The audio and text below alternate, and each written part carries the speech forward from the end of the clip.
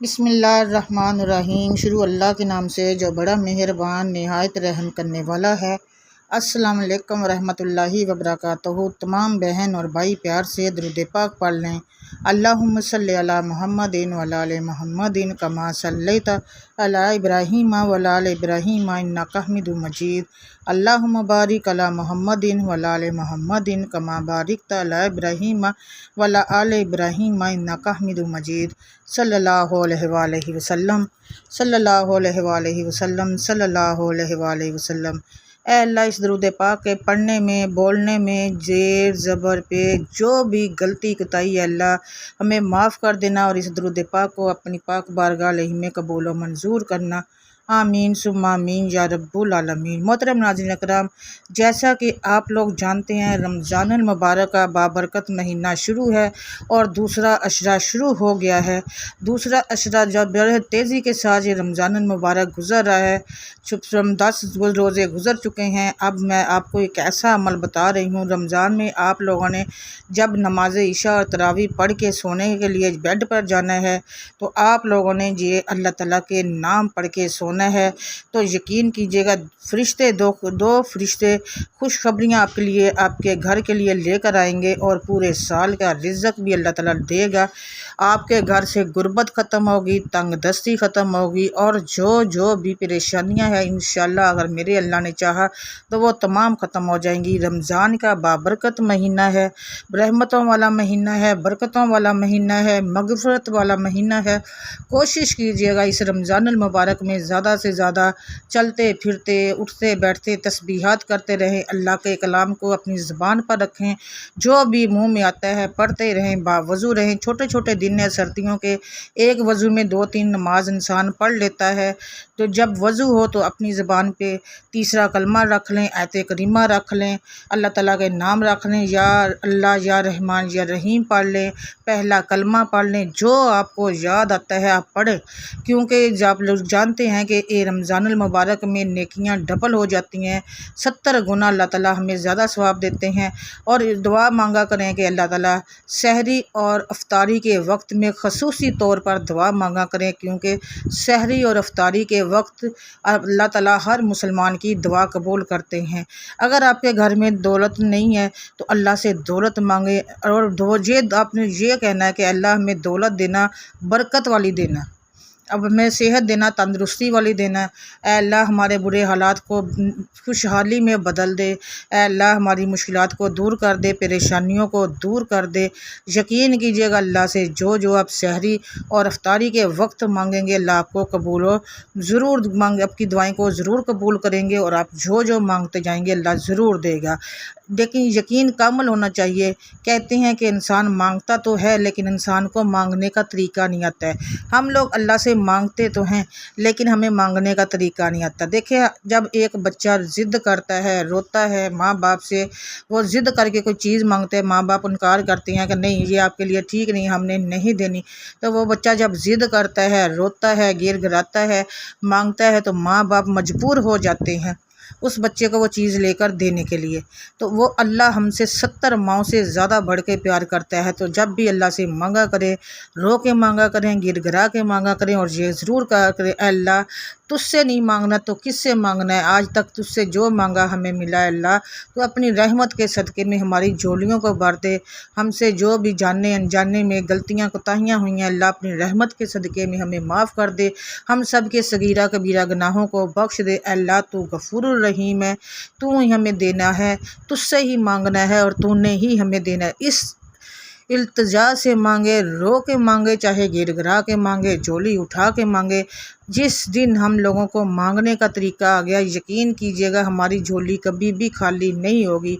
अभी भी अल्लाह ताला, ये भी अल्लाह ताला की बहुत बड़ी नेमत है कि हम लोग अल्लाह ताला की नाशुक्रियाँ करते हैं, अल्लाह ताला के दिए हुए का शुक्र अदा नहीं करते, फिर भी अल्लाह ताला ने कभी भी हम लोगों का रिज़्क़ नहीं रोका। और अल्लाह ताला की इतनी नेमतें हमें मुयस्सर है, यकीन करें कि हम लोग जितना अल्लाह ताला का शुक्र अदा करें वो कम है। कभी उन लोगों को देखें जो एक वक्त की रोटी के लिए भी तरसने। और आप लोगों को अल्लाह ताला ने इतना दिया हुआ है, अल्लाह ताला माशाल्लाह से दस्तरखान पे रंग बिरंगे खाने अनवा किस्म के हर घर में होते हैं। तो जब रफ्तारी के लिए सामान तैयार करें तो कोशिश किया करें कि अपनी खाने में से बेहतरीन खाना किसी एक घर में एक ट्रे अफ्तारी के वक्त भेज दिया करें, ताकि वो लोग भी अच्छे से खा सकें। इससे भी आपके रिज़्क़ में इजाफ़ा होगा। और इसके अलावा नाज़रीन किराम, एक आप लोगों ने अफ्तारी के बाद जब नमाज तरावी आप लोगों ने पढ़ लेनी है, नमाज इशा पढ़ लेनी है, उसके बाद आप लोगों ने ये अमल करते करते सो जाना है। अमल मैं आप लोगों को बता देती हूँ। अमल जिस तरह से आपने करना है वो सुन लें। आप लोग जब ये पढ़ के सोएंगे तो इंशाअल्लाह ताला आप लोगों को ख्वाब में अल्लाह ताला इशारा देगा, आपकी दुआओं को कबूल होने का। फ़रिश्ता आपके घर में 2 बड़ी खुशखबरियाँ ज़रूर लेकर आएगा। आप अल्लाह से जो जो मांगेंगे वो इंशाअल्लाह ज़रूर मिलेगा।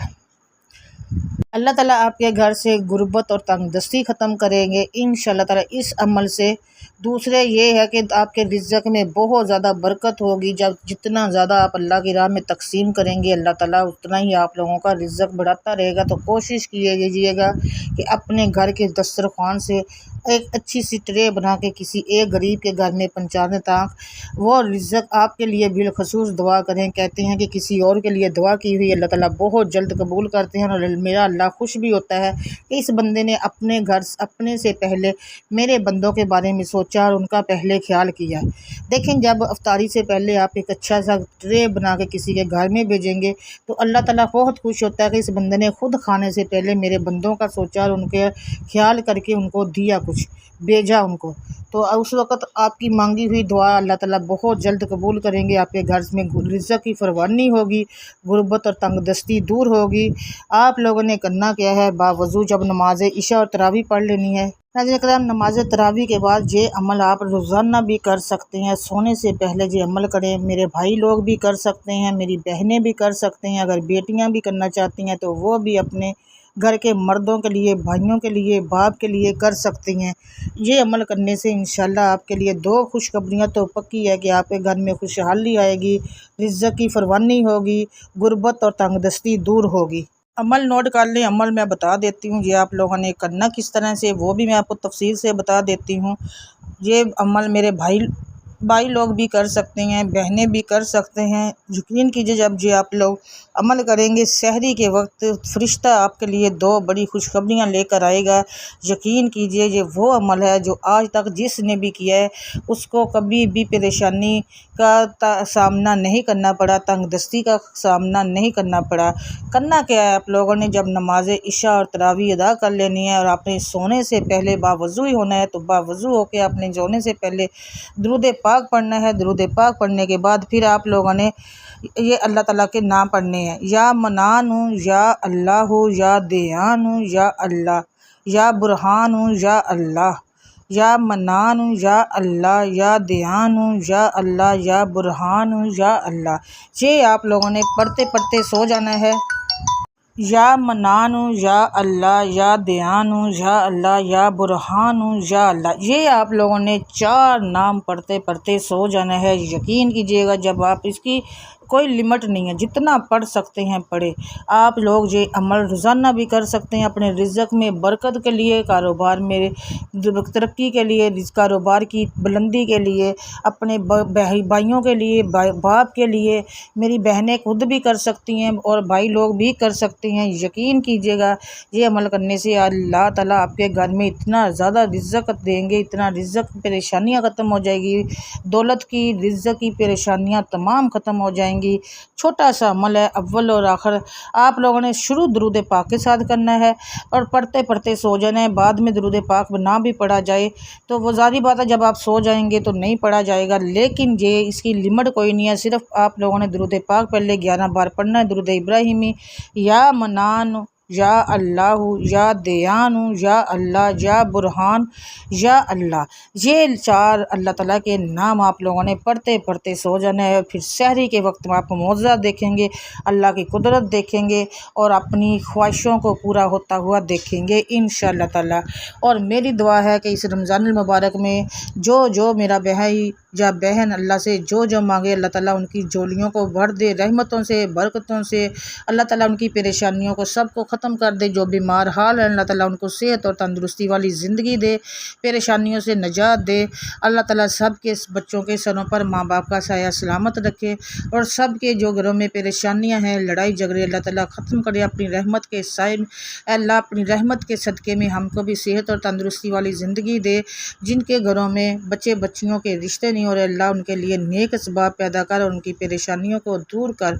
आमीन सुम्मा आमीन या रब्बुल आलमीन। मोहतरम नाज़रीन कराम, अगर आप लोग चैनल पर पहली बार आए हैं तो सब्सक्राइब ज़रूर कीजिएगा, बेल आइकॉन को ज़रूर दबाइएगा ताकि जब भी वीडियो अपलोड हो आपको उसका नोटिफिकेशन आपको मिल सके। और कमेंट में आप लोगों ने अल्लाह ताला के 99 नामों में से एक नाम या फिर कुन फयकून ज़रूर लिखना है रिज़्क़ में बरकत के लिए। सब के लिए इस रमज़ान मुबारक में ज़रूर दुआ कर रहे हैं। पता नहीं अगला रमज़ान किसने इस दुनिया में होना है, किसने नहीं होना है, तो कोशिश किया करें कि सब के लिए सेहत और तंदुरुस्ती वाली ज़िंदगी मांगा करें। अल्लाह ताला हम सब को सेहत और तंदुरुस्ती वाली ज़िंदगी दे और बच्चों के सरों पर साया सलामत रखे। आमीन सुम्मा आमीन या रब्बुल आलमीन। मुझे अपनी दुआ में याद रखिएगा। अल्हम्दुलिल्लाह आप सब मेरी दुआ में होते हैं। दोबारा मिलूँगी आपसे एक और वीडियो के साथ बशर्ते ज़िंदगी। तब तक के लिए अल्लाह हाफिज़। जज़ाकल्लाह खैर कसीर।